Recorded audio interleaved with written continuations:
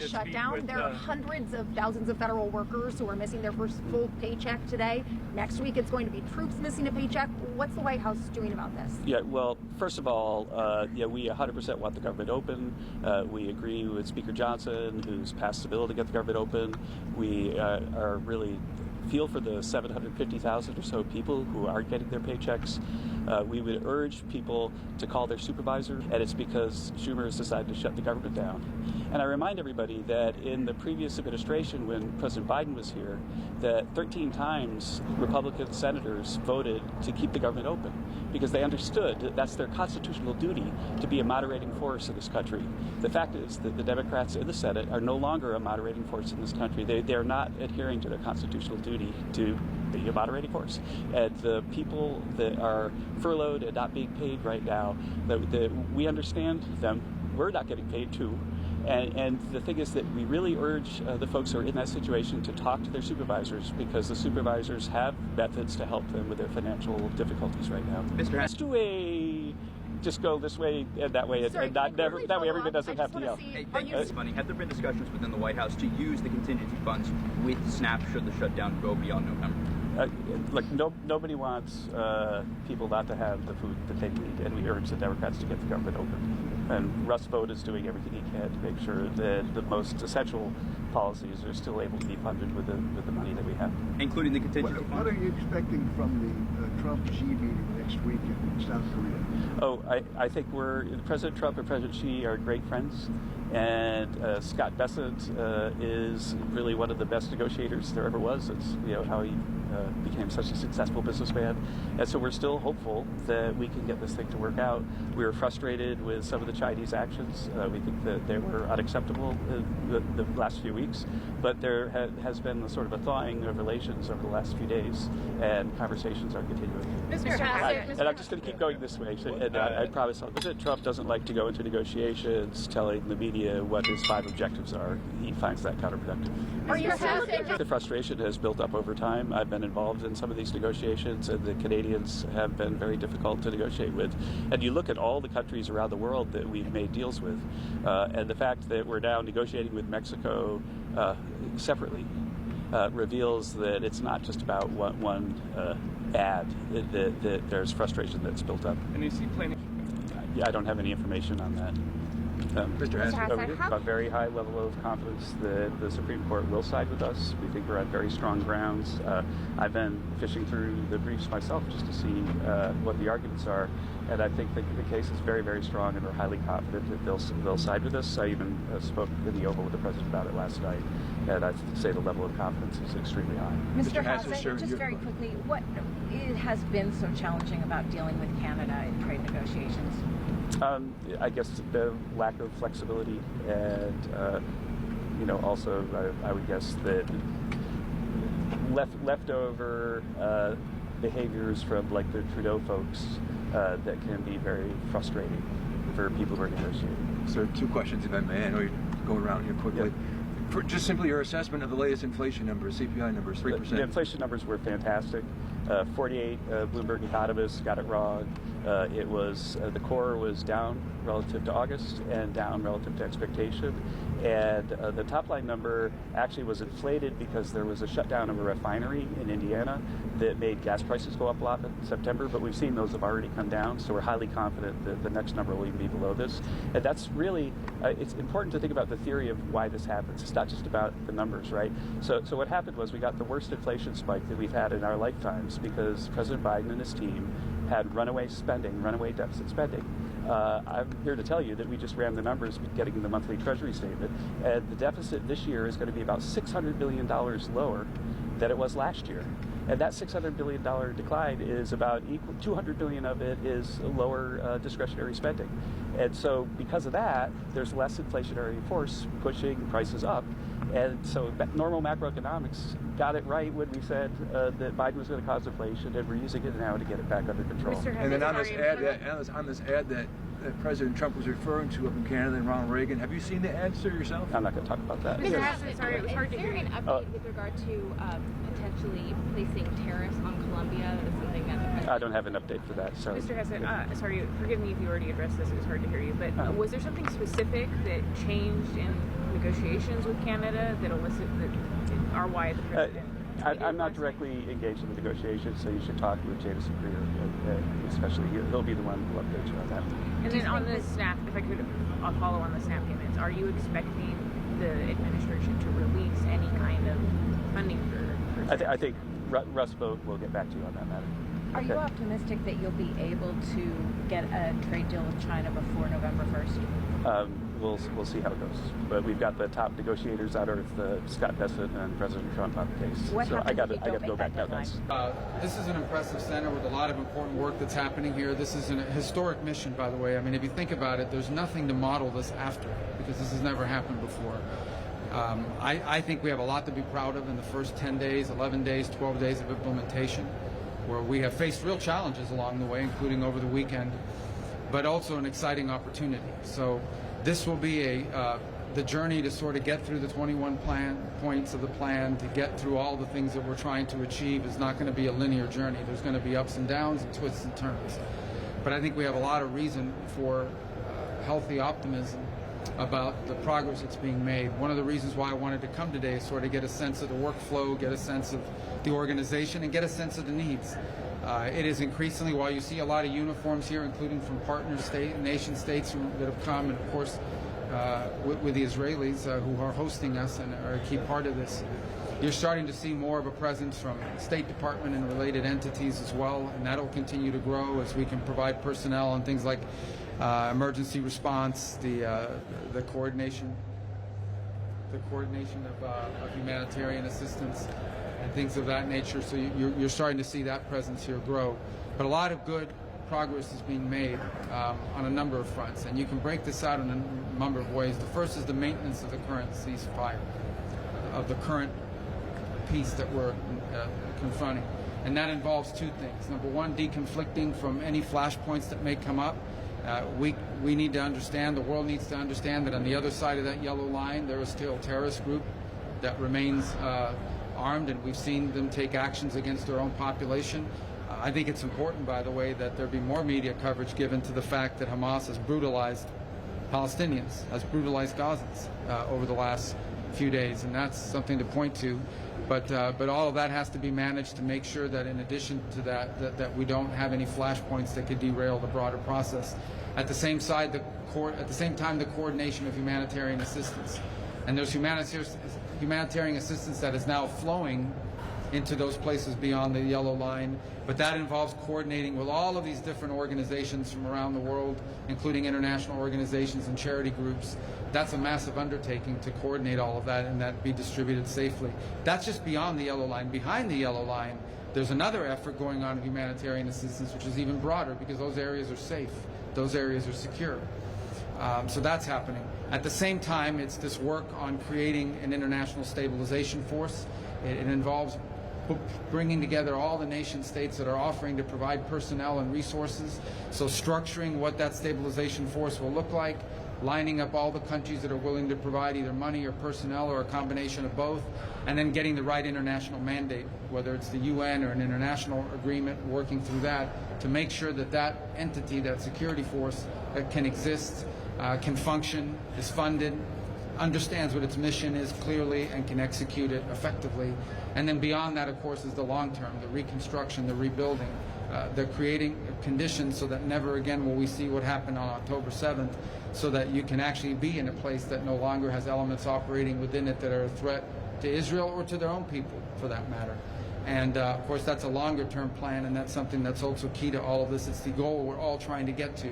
But before we can get to that goal, we've got to get through the process that we're involved in right now, which is making sure the ceasefire holds without anything disrupting it, making sure people are getting the life-sustaining aid that they need in a way that's not being looted or stolen or diverted in any way, and at the same time creating the conditions for the stabilization force to come in as soon as it possibly can be put together to provide what we need, the stabilization we need, in order to move to the further phases of this plan. All right? Mr. Yeah. Secretary. Yes. Mr. Secretary, could I ask you about President Trump in his time interview talked about the case of Moran Barghouti, the Palestinian prisoner, saying that he's considering raising it. Do you want Israel to release him? I can't hear what you're asking because there's some buzz going on. Sorry, I'll shut up. Moran Barghouti, the Palestinian prisoner, President Trump in his interview with Time said that the U.S. was considering asking Israel to release him. Is that something that you were asking? You're talking about the one from the U.S.? Moran Barghouti, the Yeah. Palestinian prisoner? I don't have any news for you on that today. Obviously, we'll work that through our embassy here and our diplomatic channels, but we don't have anything to announce on that. The Palestinian prisoner, the Palestinian activist, Moran Barghouti. I don't know why I can't hear you. Sorry. Moran Barghouti's case. Yeah, I don't have any update for you on that. Secretary. Yes, go ahead, please. Secretary, first of all, welcome to Israel. Second, there has never been anything like this in Israel. But it makes you think, does Israeli military decisions regarding Gaza are taken effectively in DC? And if the IDF will identify that Hamas is rearming and regrouping, can we independently renew the fighting, or we should ask? I think everybody involved in this would like to see this not happen again. But if we are in the Middle East, well, I don't think there's any country in the world. There is a reason to renew the fighting. Should we apply for permission from the Trump administration? Yeah, I wouldn't phrase it that way. I think the bottom line is that there's no nation on earth that's contributed more to help Israel in its security. As you know, this is the president that in the 12-day war struck Iran in a way that other presidents were unwilling to do. And that partnership will continue. We're very committed to Israel's security and supporting Israel. We're also very committed, and we think it's in Israel's long-term security, and I think our Israeli partners agree, to be able to have a Gaza that is no longer an operating space for a terrorist organization. That's why this plan calls for the demilitarization of Gaza, and that's what we're committed to. So, but I wouldn't phrase it the way your question asked it. I don't think this has to do anything with the mission or anything of that nature. This has to do with basically, we're all committed to making this plan work. There is no plan B. This is the best plan. It's the only plan. It's one that we think can succeed. It's one that we believe it's on the way to success. As impossible, as unimaginable as it may have been. Remember a month ago, 6 weeks ago, no one would have thought possible that you were going to get all the hostages out, and I know that we still have the remains of hostages. That has to happen. That's part of this, and we're very committed to making sure that happens. We are not going to stop pushing until all the commitments that were made here are kept. And that includes the demilitarization of Gaza. Now, we're dealing with factors here. We're dealing with miles and miles of kilometers of tunnel networks. We're dealing with 2 decades of terrorist infrastructure. All that has to be confronted. And we'll do that together with Israel. Secretary, Yeah. if you could address, following on your mention just now about disarming Hamas, is that something that the ISF force would be engaged in? And if Hamas refuses to disarm voluntarily, is that something that this force would be involved in forcing them to disarm? If Hamas refuses to demilitarize, it'll be a violation of the agreement. And that'll have to be enforced. I'm not going to get into the mechanisms by which it is going to be enforced, but it'll have to be enforced. I mean, this is a deal, and a deal requires conditions to be met. Israel's met their commitments. They're standing at the yellow line, and that is contingent upon the demilitarization. So suffice it to say that we're also hopefully going to create conditions where Hamas won't have people, because there'll be ways. We want to see a Gaza where people can live without Hamas, where they have jobs, where they have prosperity, where they have opportunities. I'm not telling you that's going to be set up next week, okay? That's a long-term project. But what I am saying to you is that we want to create the conditions, we want to help create the conditions here so that people in Gaza don't have to be terrorized by Hamas, and in fact have lives, jobs, businesses, and a better future, and are completely uninterested ever again in joining, supporting, or being held captive by a terrorist group. So I think everyone, it's not just the United States, by the way, this is what makes this so unique. It's not just the United States. Understand, over 24 countries signed on to this, including regional powers, regional countries, Arab countries, majority Muslim countries, signed on to the commitment that there would be a demilitarized Gaza, and that there would not be a Hamas with the capability to threaten Israel. That's a commitment not just by the United States. This was signed on by all these countries. We fully expect that everyone will live up to those commitments. Mr. Secretary, the question, I think, from Israeli point of view, thank you, and welcome to Israel, by the way. I think the question from Israelis' point of view is that in the meantime, because everybody wants this plan, no question about that, in the meantime, as you mentioned, every day Hamas is rearming, pre-preparing, doesn't give back our dead hostages. So the question is, whether in the meantime the U.S. should let Israel to act on the other side of the Gaza Strip. In this way, the ISF future war will also be easier. That's the question. Well, Thank you. right now there's an agreement in place, right? And that requires both sides to live up to their commitments. If the commitment, if the deal, if what you're describing to me means the deal fell apart. But right now we're not at that stage, and that's what we're trying to prevent. That's why I'm saying to you, we're not going to forget about the hostages. We push every single day, and we'll continue to push until the remains of every single hostage is returned. Work is going on. Even as I speak to you now, that's being pushed on. That's not something we're going to start talking about. We fully expect that Hamas will fully demilitarize. That is the agreement they signed on to. That is the agreement that all of the nation states that joined this effort signed on to, and we expect it to be fulfilled. Now, we're about 8, 10, 12 days into this. But, and the third point is, we don't want to see any threats against Israel coming out of the areas that Hamas is currently still present in. And that won't be tolerated either. So the President's made that very clear, that if Hamas threatens Israel or fails to demilitarize, this will be taken care of. But that is what this whole effort is about, is making sure that all of those commitments are met on both sides. Mr. Secretary, yes. It says behind you actually in open source reporting that the U.S. accepted Israel's veto of Turkish forces in the ISF. Is that accurate? And can you provide any detail on that security force, how big it will be, who it will include, or any other? Well, we haven't formed that force yet, so there's still work going on. There's a lot of countries that are offered to do it. Obviously, as you put together this force, it'll have to be people that Israel's comfortable, or countries that Israel's comfortable with as well. Let me just say that I think there are a lot of countries that are expressing interest right now. I'm not going to get into a list of who they are. I'm not going to get into a list of who's offered, who's been vetoed. We're not going to get into that. Suffice it to say that there are plenty of countries that have offered and are interested in participating. I also think it's fair to these countries they need to know what they're signing up for, which is why the work is ongoing to create what is the security force, what is their mandate, what is their command, under what authority are they going to be operating, who's going to be in charge of it, what is their job? I mean, how's it going to be resourced? How's it going to be sustained and paid for? What are the rules of engagement? There's a lot to work through. That's why there's all these people working in this building. So part of getting people to sign up is you have to tell them what they're signing up for. So, but I don't want to get into any who's being vetoed, who's not being allowed. Obviously, you know, every member of this force has to be someone who has capability and willingness, but also someone that everyone's comfortable with, including Israel. If I could... Right next to you stands the print of the Trump's 20-point plan, and as we can see in number 4, within 72 hours, Israel should take in all Israeli living and deceased hostages. Those 72 hours have passed a long time ago, and we're not seeing those hostages being returned fully. Is the U.S. doing enough for that? And my second question is... Yes, the U.S. is doing more than anybody else is for that, and we're going to continue to do for that, and it's going to happen.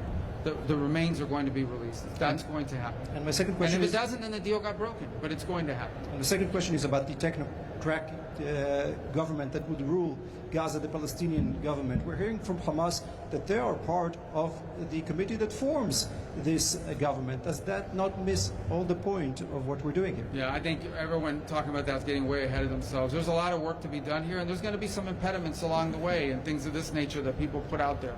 Suffice it to say that everyone that signed on to this plan, all of these other countries agreed, and everyone agreed that Hamas cannot govern and cannot be involved in governing the future of Gaza. Everyone's agreed to that. Okay, so that has to be part of this, but we're not at that stage yet. Remember, we are still at the stage, even as all that's being worked on, we're at the stage of just trying to maintain the ceasefire. We're trying to be at the stage of getting humanitarian assistance to flow. We're trying to get to the stage of ensuring that all the commitments made, including the hostages, are lived up to. We're still at that stage where we have to ensure that there are no threats against Israel emanating from Gaza, because there are still terrorists inside of Gaza, particularly behind that yellow, or in front of that yellow line. So we're at that stage, and that's what everyone here is working on, even as we work on the other elements of the plan that you're outlining. This is a long-term plan. Before you get to all these 20 points and you get through all of this, is going to require a lot of work over a long period of time. All of that work is ongoing. We're not even 2 weeks into this. I think the progress that's been made, 12 days, 14 days since this was originally agreed to, is historic and extraordinary. There's nothing to compare this to. There's no other effort in modern history that you could look at and say, this is just like that. This is something very difficult, but worth doing. It'll be historic if it can be pulled off. We're committed to making sure that it happens. It will change the character. It will change Israel's security in the long term. It will change the character and the nature of the region in a positive way. We are committed to making that work, and we're committed to ensuring that every one of these points is lived up to. But it's not going to be an easy ride. There are going to be bumps along the road, but we have to make it work. There is no other alternative, and we feel good about the progress that's being made. Every day that goes by, it gets better. We have work to do, guys. We still need more people involved in this. We still need more ideas more commitments to be lived up to. So this is going to be a journey, but it's one worth taking because we think it leads to something very special. Mr. Secretary, if I could ask you a question just a little closer to home. Yesterday, President Trump terminated trade negotiations with Canada. Have you spoken with Foreign Minister Anand? What can Canada do to resume these? Well, I think what happened is one of the leaders in Canada was running ads in the United States on tariffs that took President Reagan's words out of context. Even the Reagan Foundation criticized them for it. But I have not spoken. I've been traveling since yesterday. I have not spoken to the foreign minister since then. But I mean, the president made his announcement that he suspended any trade talks with Canada for now. In an interview to Fox News, President Trump implied that Israel is a proxy of the U.S. Do you agree? I didn't hear that interview. He's never said that. Okay.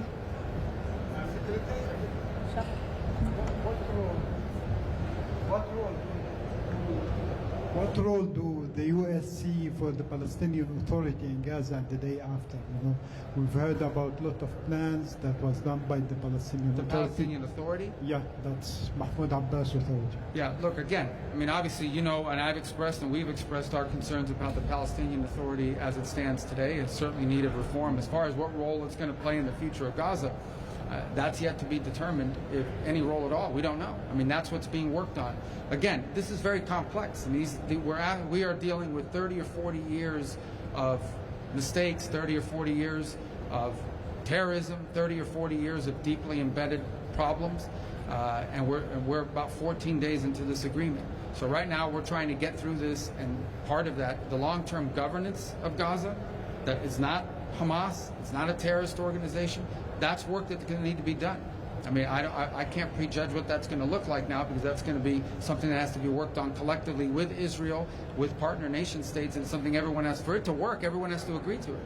For that to work, everyone has to agree to it. The work is happening, but we're not at that stage where I can tell you this is what it's actually going to look like. Nobody can tell you that. But I can tell you what it can't look like. It cannot be a place that is governed by anyone who wants to use it as a launch pad for attacks against Israel. If it is, then there'll be another war. There won't be any peace. There will never be peace as long as there's an area or a territory that's being used as a launch pad to threaten Israel's security. Everyone understands that, and everyone that signed on to this deal understands that. On humanitarian aid, you mentioned that that's going to be coordinated through here. I wonder if you could say what the role of the UN will be, and specifically what role UNRWA might play in... UNRWA's not going to play any role in it. Okay. UNRWA's not going to play any role in it. The UN is here. The UN is. We're seeing the work they're doing. The World Food Program. There's also not-profit NGOs, humanitarian assistance organizations that are involved in this. Samaritan's Purse. So it's a conglomeration of about 8 to 12 groups that are here. The United Nations is here. They're on the ground. We're willing to work with them if they can make it work. But not UNRWA. UNRWA became a subsidiary of Hamas. And so, Secretary, when you're talking about disarming Hamas, there's been some discussion of a program to buy back weapons. Well, there's a lot of ideas floating out there. So ultimately, how seriously is that? Well, I don't know. Look, there's a lot of ideas out there about that. The bottom line is, you can't have any of the elements of terrorism. You can't have tunnels. You can't have rockets. You can't have anything that threatens Israel's security. I point back to the answer I just gave. If Israel's security is threatened, if 5 years from now, 3 years from now, 2 years from now, Gaza is a place where people who want to destroy Israel are able to operate from with impunity, there's not going to be peace. Everyone knows that. Every country that signed on to this understands that. It is one of the principles that's outlined here. That cannot be the outcome. The outcome needs to be a Gaza where people have jobs and a life and a better future, and people aren't thinking about, how do I kill Israelis, how do I attack Israel? Because if we can't reach that point, then there's not going to be a peace. There's not going to be an enduring peace. You can't be at peace with elements that want to destroy you and kill you and carry out another October 7th. Everyone recognizes that. But there's a lot of work that we need to do to achieve that. We're not there today, 14 days 13 days after this deal was signed. But I can tell you we've made more progress in 13 days than anyone thought possible. We've come a long way. This is the first mile in a very long journey. We've got a long ways to go, but we're optimistic that it's heading in the right direction. We are better off today than we were yesterday, better off yesterday than the day before, but no one is under any illusions. There's a lot of hard work ahead. There'll be bumps along the road. There'll be threats to this peace that emerge that we're going to have to confront, but there are also some exciting opportunities as well that we want to make sure that we are pursuing. Could I follow up?